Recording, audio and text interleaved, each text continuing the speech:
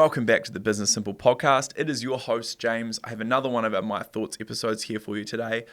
What I'm talking about today is what I'm thinking about for 2025.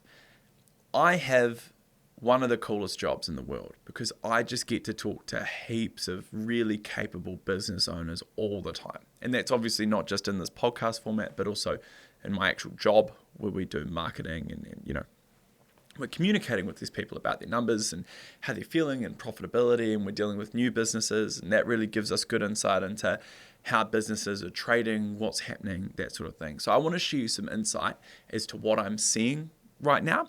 I want to talk to you about what I'm thinking about and some of the opportunities that I think I've spotted and just some of the stuff I'm considering going into 2025. First thing is, there is a really reasonable amount of optimism out there in the market right now, which is a good thing. There is also a really reasonable amount of pain out in the market. That can be a good thing, but it's not something that you want, but it can be a good thing because people are driven. There was this really interesting study, and I can't remember the stats. I always do this when I do these episodes, but there was this really interesting study that I heard, I think it was on a podcast Jordan Peterson was on. And essentially what they did was they put mice in a wheel and they got them to run, and they defined the speed at which they ran, or like the power that was output from their running, as how much they wanted, right? And so they then put cheese, or they wafted the smell of cheese in front of the mice. And those mice ran pretty hard, which is great. They then wafted the smell of a cat behind the mice, and they ran pretty much as fast as they ran towards cheese. When they put them both together, they ran really fast. And that's the essence of what I think we're walking into next year, is if you operate in a B2B environment, there is optimism because interest rates are coming down, money's getting a little bit easier to get a hold of, it's not as hard to sell as it's been for the last 2 years. A few things are starting to kind of look a little bit better, right? There's hurt, because a lot of the businesses we're dealing with have had a pretty tough last 2 years. With that, they're motivated forwards, and forwards involves change. So if you're a company like us that does marketing for people, traditionally we'll run into a lot of environments where companies will have existing relationships and they'll really value those relationships they have with agencies. And I respect that because we've got a lot of clients that we have really strong relationships with, and we like the fact that they value our relationships, right? But if that agency is not delivering, that relationship is a little bit more shaky than it would typically be, and we're seeing opportunities come through that we probably wouldn't be getting, that are coming through. I mean, we just onboarded a client and it's the 19th of December.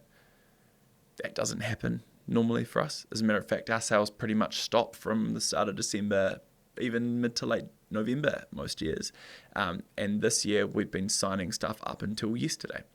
And I think that's because people are really motivated away from pain. And they're also optimistic because they want the pleasure side of things as well. They want their business to be successful. And so you combine those together and people are pretty transient and ready to try new things and mix stuff up and do cool things and all of that sort of thing. So I think that's something that if you operate in a B2B or even in a business consumer environment, you need to really consider, is maybe there'll be some opportunities that will come your way that you want to be prepared to be able to capitalize on.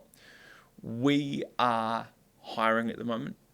We recently just picked up a new hire that's bringing over 20 years of advertising experience into our business. They're joining our senior leadership team.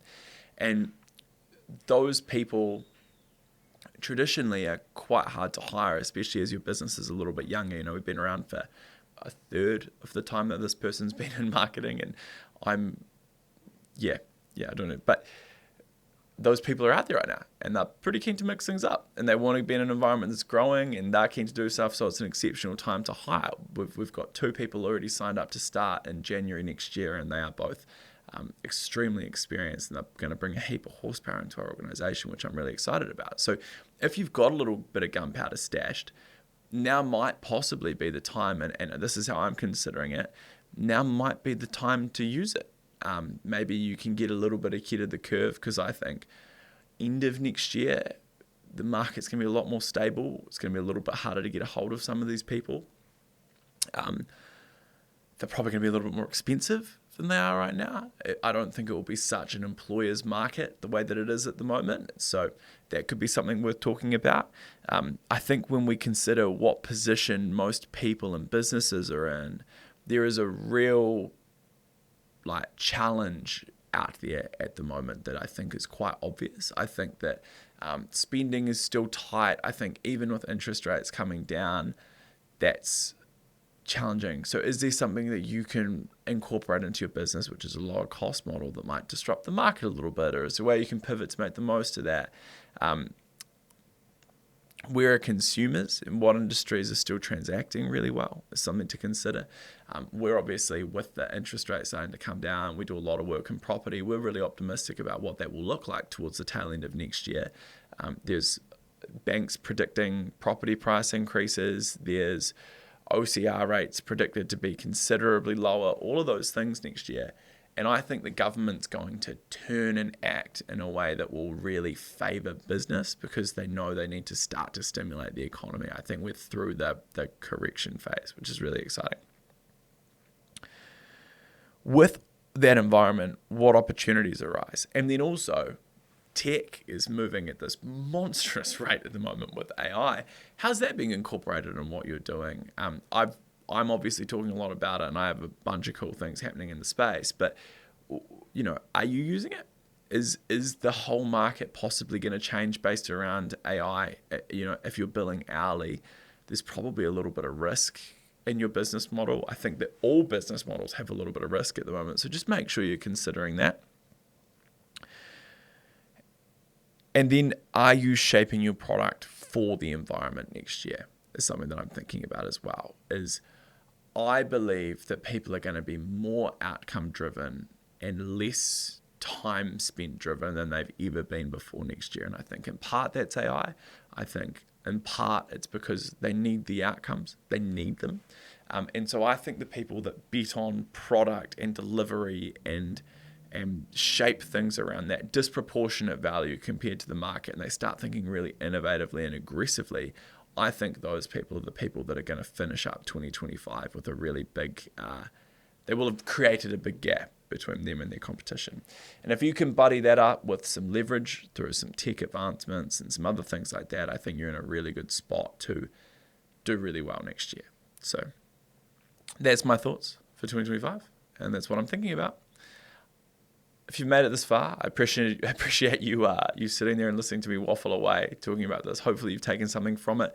Make sure that you follow socials, follow us on Spotify, even check us out on YouTube if you want to see my mug while I'm talking. And I will see you on the next one. Thank you for listening. Appreciate it. Bye.